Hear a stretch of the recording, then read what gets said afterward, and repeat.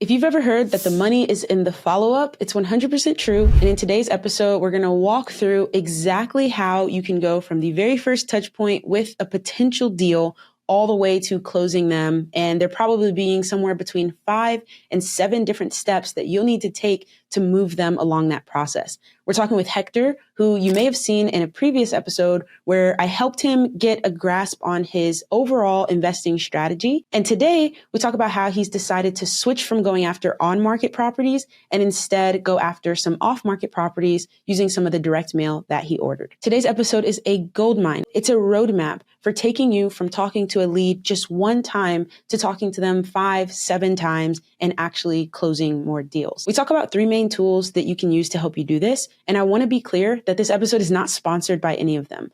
All 3 of these tools are tools that I actually use and that I actually pay for each month. And while the links in the description are affiliate links, so that if you use any of those tools, it'll help support me, none of those companies paid me to make this episode or say anything positive about them. So just FYI, this is actually what I use in my own business, and that's why I recommend it. So from your email, I know that the last time we talked was at one of my free trainings for direct mail, and you went ahead and ordered some mail. And now we're making a plan to make that as successful as possible. So just like bring me up to speed. Sure. So previously I was doing direct to agent, direct to seller, pulling lists off of PROPSTREAM and calling, cold calling. So that was my main source for marketing.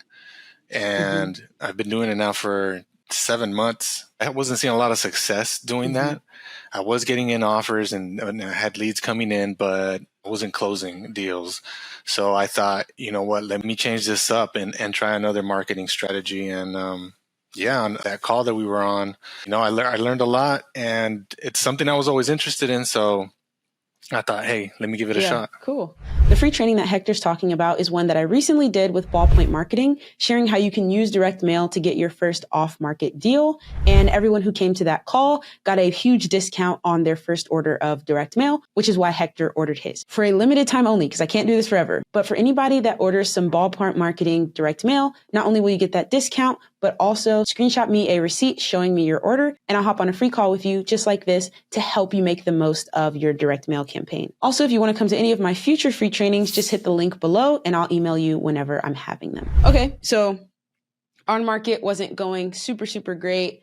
Now let's try out some on or some off market. So what type of mail, like what specifically did you order? I ended up ordering the door hangers, as I thought I wanted to give it a try.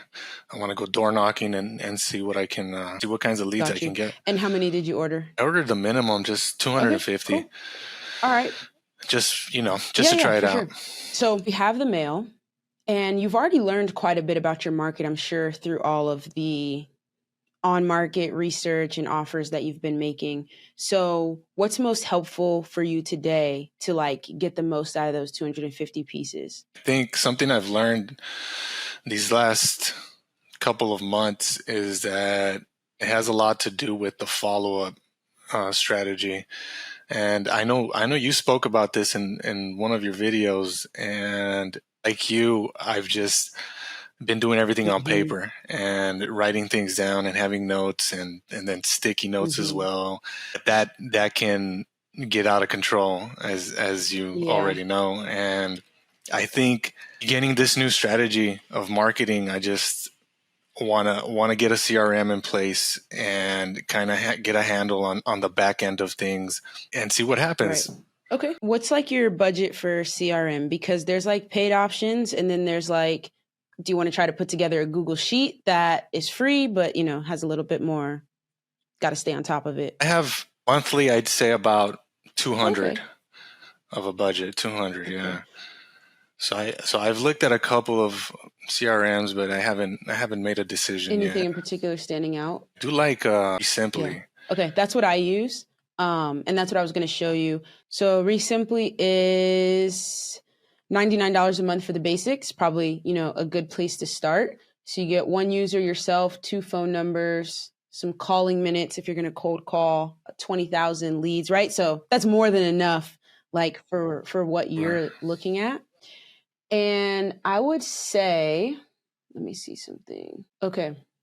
So let's just imagine you use something like Resimply, $100 a month, something like that. It doesn't have to be this one. This is what I use. But you have something that's going to help you work these leads, follow up with them, because you're totally right. Like the reason that I ended up getting Resimply was because I heard somewhere, and I don't even know if this is true, but I heard somewhere that it takes like 7 contact points with the lead before you close a deal. You may have heard something similar. And I just couldn't keep up with 7 contact points for every lead on paper. You know, it wasn't working out.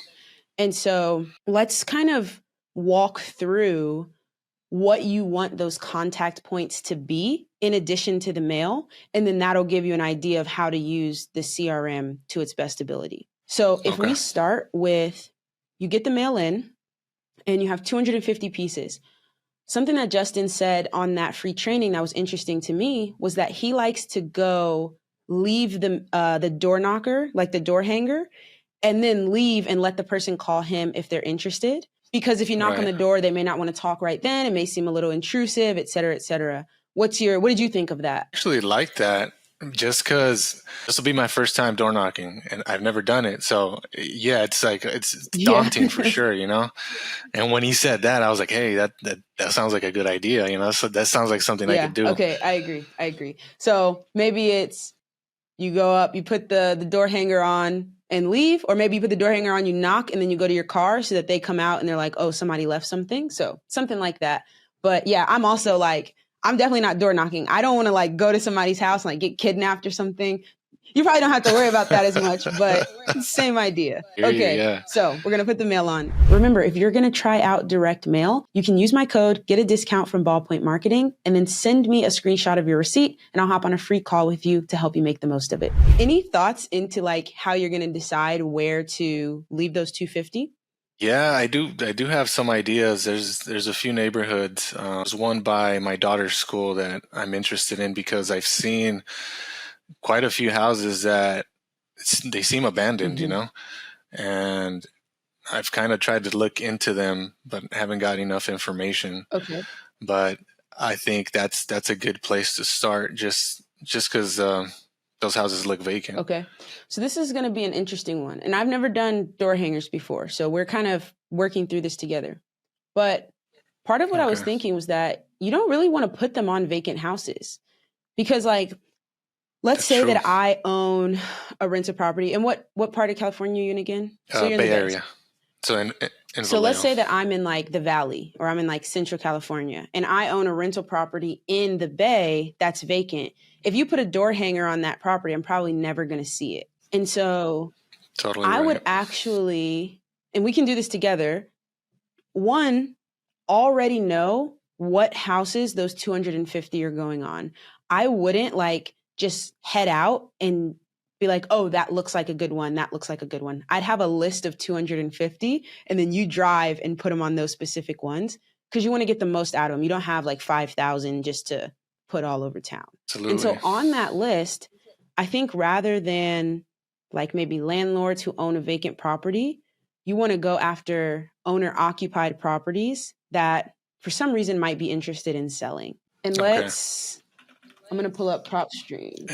And that would be like something like pre-foreclosures or something. Yeah, potentially. Like that? Let's see what we can find. Gotcha. So let's kind of be creative in the sense of what reason would somebody who opens their door, sees a door hanger offering to buy their property, what reason would they have to pick up the phone and call you? I think first, like you said, we want the occupancy status to be occupied rather than vacant, because then we know that somebody's actually going to be seeing that door hanger. It's not just going to sit on there for months with no one seeing it. So that's how I would start my list. And then in your market, from what you know already, do you prefer single family homes? Is that what you're going for? Yeah, that's what I'm targeting. Cool. So then I would come down here to property characteristics, and they've got all of these here. So I would go single family. I wouldn't go condo or townhouse or multifamily, anything like that. The thing with multifamily is the owner's probably not living there, right? Like once you get to 4, 8, 12 units, the person who owns that lives somewhere else. The door hanger's not going to be super helpful. Makes sense. So then one way, this could be a potential one, is we can look at properties that were listed on the MLS, but didn't sell, so that we know that person at some point had intention to sell. So you can put failed, and let's say in the last year. So let's go back to April 2023. Oops. Since April 2023, something that's, oh, sorry, that was 24. I was about to say there's only one. That's because I did that for today. Okay, April 1, 2023. Okay, there we go. So what we have on our list right now is it's occupied, a single family. It failed off the MLS in the last year or more recently. So there's 167, okay, that meet that criteria. Now, again, we haven't done anything geographically with like what part of Vallejo, if I should be more zoomed in or more zoomed out. But that's just one starting point for like, what are the criteria on the list? Another way we could look at it, if we don't want to do failed, we can look at, like you said, pre-foreclosure. So if they've already gotten a notice that their property is going into pre-foreclosure, and again, maybe let's say within the last year, right? Because you don't want like somebody got a notice 5 years ago in the last year. So there's 51 there.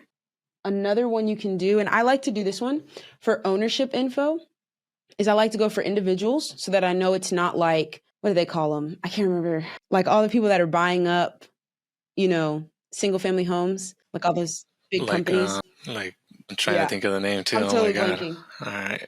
But you know what I mean, right? Like a firm that's like an investment firm and they're just buying up properties for their rich clients. We don't want that. So I say individual, and then you can say years of ownership. Like what if somebody has owned the property for 15 years at minimum? They're an individual and they're occupying that property. Well, there's 5,000 of those. So it's probably not specific enough, right? We want to get our list smaller. Right. So let's think about other filters that we could add. Let's see. What you could do is where it says equity info. So if we come down here to equity info, you can say that they have a minimum percentage of equity. So a minimum of 50% equity. Let's just see what that gives us. So that only knocks us down to 4,000. So let's just play around with it. Let's say a minimum of 80% equity knocks us down to 1,000. You could even say a minimum of 100% equity, meaning that they own it completely free and clear. There's still about 1,000 of those, right? So the idea here is like, we're kind of trying to just massage the criteria so that it's small enough that you can put 250 of them out, but that it's like, they're motivated enough that they might want to sell. Sure. So that one, probably not great. There's still too many on that list, but I think it's good to still keep the individual in there owning for 15 years or more. And then down here, they have mortgage. So you can see if they have free and clear, which is basically the same thing we did with 100% ownership. Okay. So any of those that we've kind of gone through stand out to you more or less? Yeah, I mean, I like them both, but first list was a little bit kind of within that same range because I only have 250 door hangers, and I think there was about 167 contacts. Was that the one we did with MLS characteristics? It was a single family occupied, failed listings. Okay, cool. Yeah. So let's kind of go back to that. So we're on MLS status, come back and let's do failed.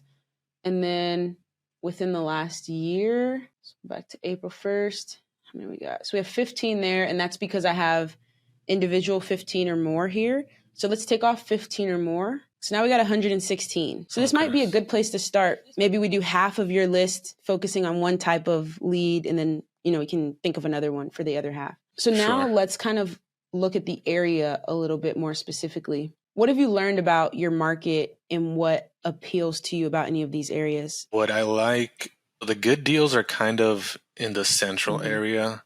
Also, if we go a little bit further north towards American Canyon right there, it's in Napa County. So houses typically go or more there. So if I could find, which I've seen and actually put in a few offers in that area, but they haven't got accepted, but houses do go more. So the margins are definitely there. So maybe it's worth hitting both, right? And this list is relatively spread out, right? So you've got some in all different parts of town. And what that probably looks like is you got your door hangers in the car, You've got your list of addresses, right? Because you can just export this as a list on PropStream.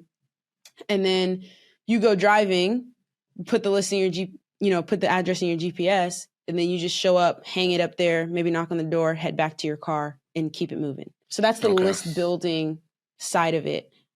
Anything else you want to explore there? Oh, I think that's pretty solid info right there. So now that's one touch point, right? So we said that like maybe we need to get up to 5, 6, 7. And because you'll have the CRM, that'll make it a little bit easier. One thing that I would recommend, especially with 250 leads, have you ever considered cold calling? How's that gone for you? Or have you not tried it just yet? Oh yeah, I've been doing a lot of cold calling, and I don't mind it. So it's something I do already, and I mean I've had leads come in from that. Just like I said, I haven't closed on any, but work in progress. Cool. So maybe a second touch point could be you got your list, you SKIPTRACE it, get the address, get the phone number, go out, hang your door hangers. A day later, or even that day, right?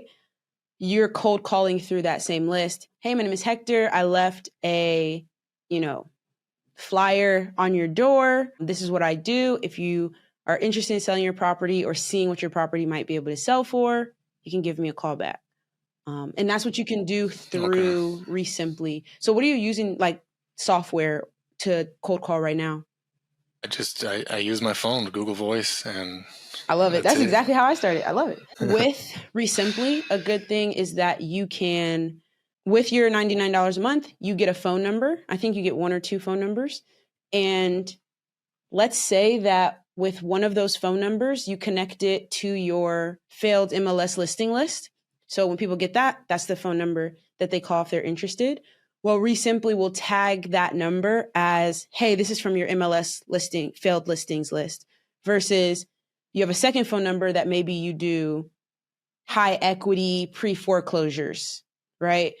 And then you put your second phone number. So you know when someone's calling, the address, the list that they're on, et cetera. Then Resimply will also record that phone call for you, which I found to be really nice because sometimes I forget, like, if you talk to 200, well, you're not going to talk to 200 people, right? 250 people, everybody's not going to respond. But if you talk to multiple people, dozens of people, eventually you're going to forget, like, what was our conversation about, 3 weeks ago? And so you can go back and listen to the phone call, refresh yourself. So that could be a really good second touch point to go hang those door knockers and then cold call that list right after and let them know you're the person who reached out. Sure. What would you say if...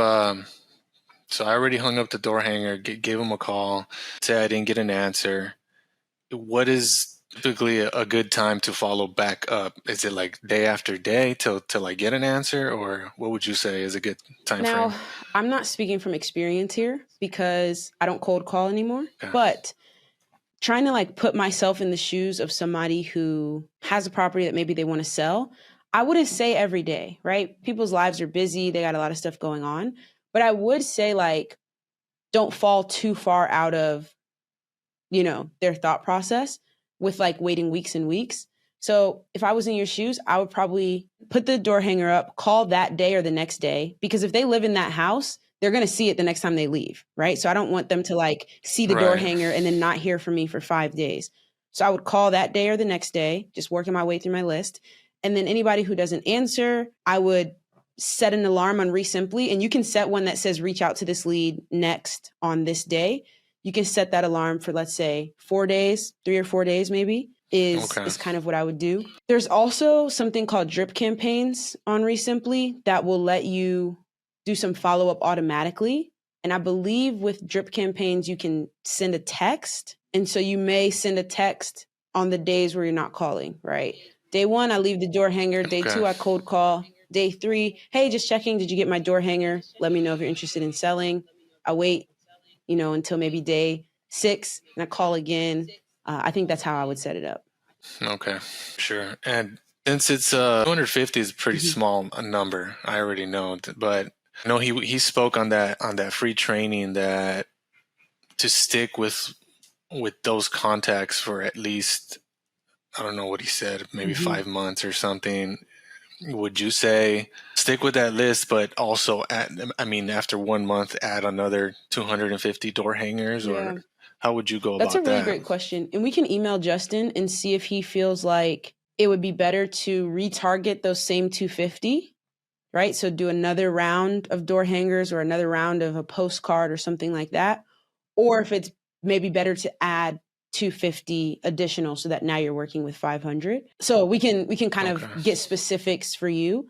You'll also hopefully get some feedback in terms of, okay, out of that 250, this is how many leads I got. This is how many were interested versus not interested. This is how many I just never heard from. And that can kind of help inform how big of a list are you really going to need. Sure. Okay. So it's one thing to think about. The other thing is, and we talked about this, one of the most important things with direct mail is that when people call, you answer. And so with Resimply, you can, that phone number that they call, you can have that reroute to your actual cell phone so that you can answer.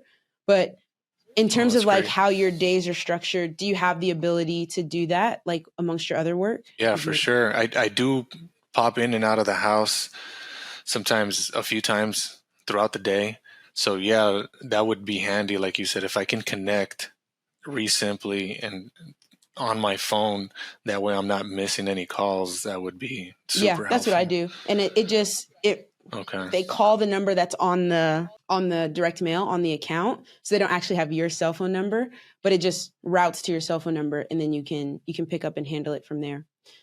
So sure. Now from there, let's imagine some other touch points. Somebody calls you and is like, yep, I am actually interested. What can you buy my house for? Tell me about your experience like handling those calls. So yeah, I mean, obviously I'm a lot newer, and when I do get a call, my first things I've learned that try and get as much information, like what's the motivation of why they're trying to sell. And as far as giving them like a number or offer, I try to hold back on that, and try to go through an evaluation process first. So try to set up an appointment, and then if I can come and see their house, if they allow that, then do that, and then try to come up with some numbers. But I try not to come up with any numbers right off the bat, just because I feel like I could lose out on the deal. They might not like my offer, and I could just make a better decision if I actually see the house. I totally agree with that. I totally agree. I think if your number's too low, if it's lower than it needs to be, then yeah, you miss out on the deal. If it's higher than it needs to be, then you give them some hope, and then you might end up probably having to say, hey, actually, I can't do that.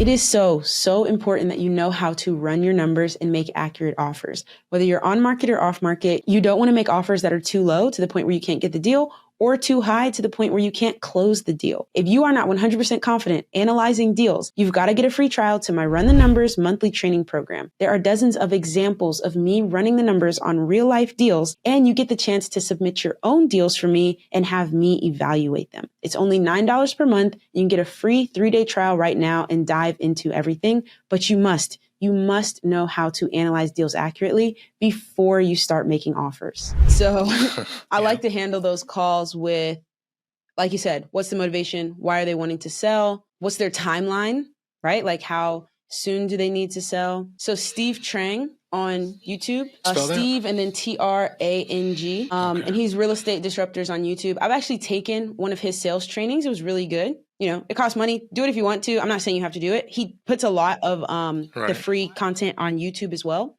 But he has a list of things that you need to get on that first call: motivation, timeline, et cetera, et cetera. So I would check out some of his content to help you manage those calls better. And then, the way that I respond to those questions of somebody calls and they're like, well, how much can you buy my house for?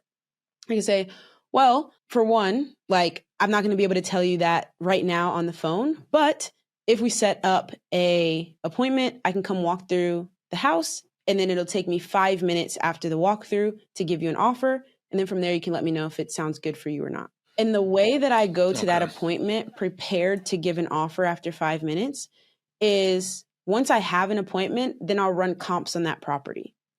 So I have the address, I run comps, and then I have an ARV number in my head from running those comps. So let's just say, just for random numbers, let's say the ARV is 300,000 because you're in California, right? So I've got 300,000 in my head, and I know my formula is, if I'm using the 75% rule, let's say, I know I'm multiplying 300,000 by 75%. I'm not good at math on the fly, so I'm going to do that ahead of time. I have that number now. And then I know I need to subtract my rehab budget and my wholesale fee. If I know I'm trying to make 15, 20,000 on this wholesale fee, great. I subtract that already from my ARV times 70%.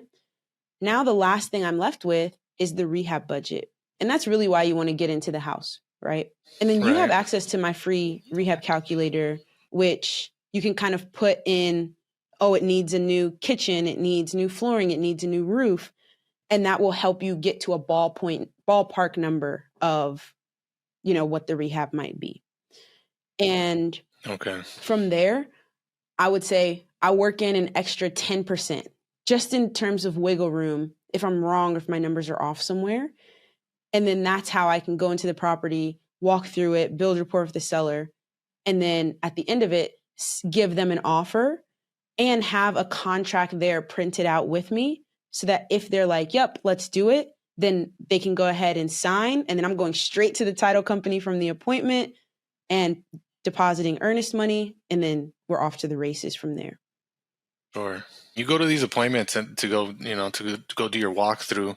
Obviously, the house is occupied and they have furniture and everything inside the house. If you can't get like a really good look, maybe into the bedrooms, maybe there's people there or whatever. What do you do and what do you look at to try and get a good number for rehab? I think especially with off market, your margins don't have to be so tight, right? Like if I'm on market, I need to be pretty exact because there's going to be other offers coming in. So like if everybody else is offering 115,000 and I offer 85,000, they're just never going to look at my offer. So I need to be more precise with on market. But with off market, you're probably the only person talking to them to make an offer on their house this week. Now, maybe somebody else sent them direct mail or cold called them at the same time, but it's less likely than if their house was like up on Zillow that you have that type of competition. You know what I mean? Yeah, and makes so sense, for sure. Because you're likely the only person, you don't have to like be so tight with your margins that you're as if you were competing against someone else. And so you really are just looking for a ballpark. You can make your wholesale fee higher. That gives you more room. If people sometimes work in $3,000 for themselves as a wholesaler, that gives you no wiggle room. But if you work in $30,000 for yourself, well, now you've got some wiggle room where if you need to come down, you still make some money. So all of that to say, when I'm looking at the rehab, I'm really just looking, and I learned this from Jerry Norton, is it a small, medium, or large renovation? Small in the sense that it just needs like some cosmetic touch-ups. It just needs to be cleaned out. I've been into hoarder houses where they wanted to sell just because they were like over it. And they were like, there's no way we can clean all this up. And the bones and like the general house itself was good. It just really needs to be cleaned out. That might be small. Medium is counted as like, oh, it needs bathroom and kitchen upgrades. But in general, like it's pretty good. And then heavy is when you get into like, oh, it needs all of those things. It needs to be cleaned out. It needs to be upgraded and it needs a new roof and it has foundation damage or XYZ, whatever, might come into play from there. And so I'm really just looking at what's that level. And then for your market, kind of assigning a small rehab here in my market might be 30 grand. A medium one might be 60 and a heavy one might be 80, right? So for your market, it's going to be a little bit more expensive, but you have those benchmarks in your head and then you can use that within your numbers. Okay. Yeah. Thank you. That's super helpful. And then, like you said, there's more follow-up from there because everybody's not going to like, oh yeah, you offer me this much money. Let's sign the contract right here. Most okay, yeah, we'll think about it. And then from there, you do the same thing. You keep working them through your pipeline in Resimply. You keep cold calling. You might go back, hang another door knocker, and just keep working that lead. But like you said, that next step for you, I do think, is being more organized and having more touch points and follow up for each lead. Cool. Okay. Yeah, definitely. I got to get on that. I've been a little unorganized on this. Trust me, I get it. I've been there. But you've been learning as you go, right? Like everything hasn't been bad so far. Like you're just stacking up skills, and then this is just a new skill that you're going to add in there and better than before. I'm really wishing you the best. Like I really think you've got a lot of the things to find success with this. So Don't think like, Thank oh, you. I can't ask Lili this question. Keep me updated. I'm always just thinking like, how is it going? That's dope. Thank you. I appreciate that for real. You've done a ton for us newbies, and I got I you, love man. it. I got you. Thanks to Hector for coming onto this call. And if you're not sure if on market or off market is the best path for you, you're definitely going to want to check out this episode next.